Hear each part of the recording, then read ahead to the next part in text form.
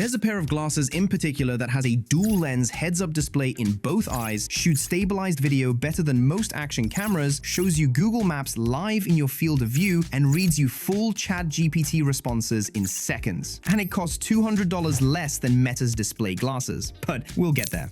I've put the links in the description for everything we cover today for your convenience. Some of these are on significant sales right now, so worth checking before you decide anything. If you have only $50, there's exactly one smart glasses worth mentioning because most of what exists at this price point advertises a list of features that simply don't work. These camera glasses are the exception, not because they're impressive, but because they do one thing reliably. 1080p recording, no time limit, no recording light, 32GB micro SD card included. No AI, no audio, no assistant. Just a discreet hands-free camera that runs without asking you for anything. At $49, it does one thing and it does it pretty well. Step up to $59 and something genuinely shifts. The Get DAI glasses are the only sub $100 smart glasses where the AI actually functions the way it's supposed to. You get live translation, a real assistant, Spotify playback, and speakers good enough to actually use in a normal setting. They turn on the moment you put them on, and off when you take them off, which sounds minor until you've owned glasses that don't do that. The styles are legitimately good. There's a transition lens version at this price point that might be the best looking smart glasses you've worn at any price. That's a real statement when you're talking $59, considering most cheap smart glasses look like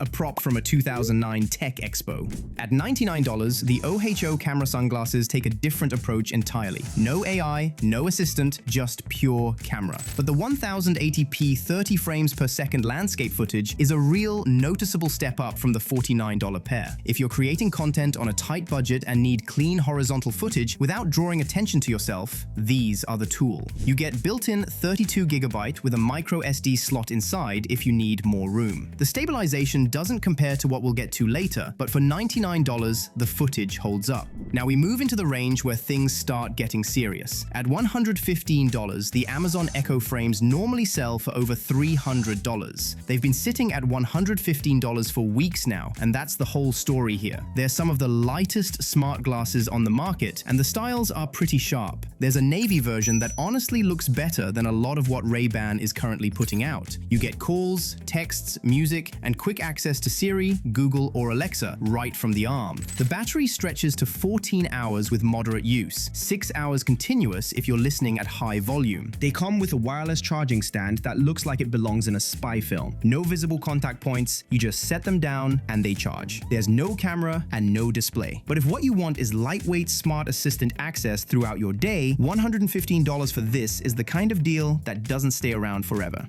And then there's the Ray-Ban Meta Gen 1 at $224, which is honestly the value centerpiece of this entire video. These were selling at $479 not long ago. For $224, you're getting a stable 1080p 30 frames per second camera, solid microphone quality, calls, texts, Spotify, Audible, 5 languages of live translation, Meta's AI assistant, and celebrity voice options built in. The smart move is to buy the base black version and source third-party lenses separately. You'll spend less and end up with better glass than whatever the upcharge gets you at checkout. Anyone who knows this market understands how much sits at $224 here. Yeah, boy.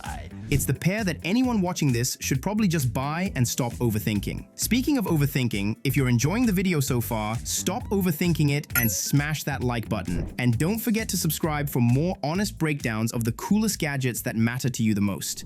Moving to $399, the Oakley Metas bring essentially the same technology as the Ray-Ban Meta Gen 2 in a different frame. Same 3K 30 frames per second vertical camera, same AI features, same connected apps, but with double the battery life of the Gen 1 and in Oakley's form factor. The choice between Oakley and Ray-Ban at this level is almost entirely aesthetic. If you're an Oakley person, the decision is easy. The all-black versions wear well. At $499, the Halliday AI glasses introduce a heads-up display into the picture for the first time in this list. You get translation, navigation, notifications, audio memos, calls, music, and a display projected in the right lens. They're light, they look clean, and on paper, they cover a lot of ground. But they have some issues. The sound quality doesn't match the price. The display sits in a small window above the lens rather than against it, so you're looking up and to the right to read anything. And the screen itself is smaller than $499 should allow. It's not a bad product, but there are better ways to spend that money unless a display is specifically what you're after.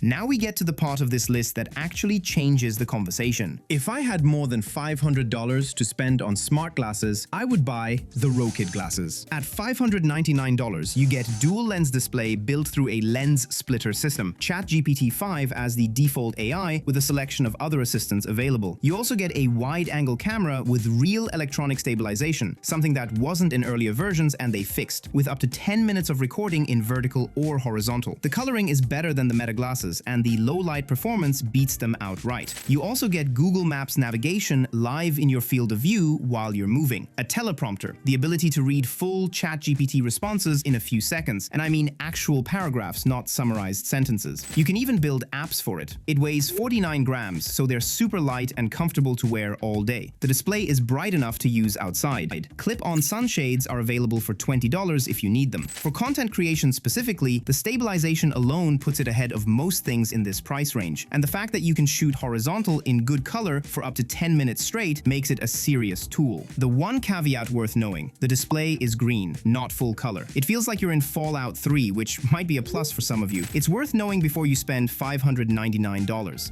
Here's why that matters in context. The Meta Ray-Ban display costs $799, $200 more. What you get for that money is a single lens display in the right eye only, a limited app set built around WhatsApp, Instagram, and Meta's ecosystem, and hand tracking through a wristband with a learning curve. If you live inside Meta's ecosystem and those specific apps are genuinely central to how you communicate, that's a real use case and the product makes sense for you. But if you're comparing what each product actually does at its price, feature for feature, display for display, capability for capability, the Rokid covers more ground for less money. And this is not my biased opinion, it's the truth. At the top, $1,099, the Rayneo X3 Pro brings full-color dual-lens display, a vertical 1080p 30 frames per second camera, AR navigation, which is one of its best features, 14 languages of live translation, strong audio, excellent microphones, and the ability to side-load Android apps. All of this in a frame that, at 76 grams, doesn't make you look like you're wearing a science project. The hardware is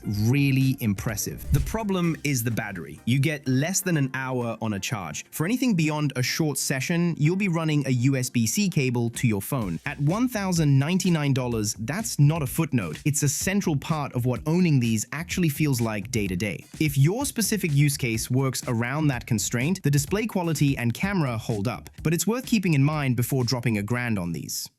To put it simply, Rokid is the best all-around choice if you want a real dual display experience with solid content creation capability and no desire to overpay for a brand name. I would stay away from the Meta display unless you're already deep in Meta's ecosystem and you really want a screen for it. And the most advanced visual hardware available right now is in the Rayneo X3 Pro. If you have a workaround that battery situation and the cash, then go for it. So these are the best smart glasses I would buy for each price point.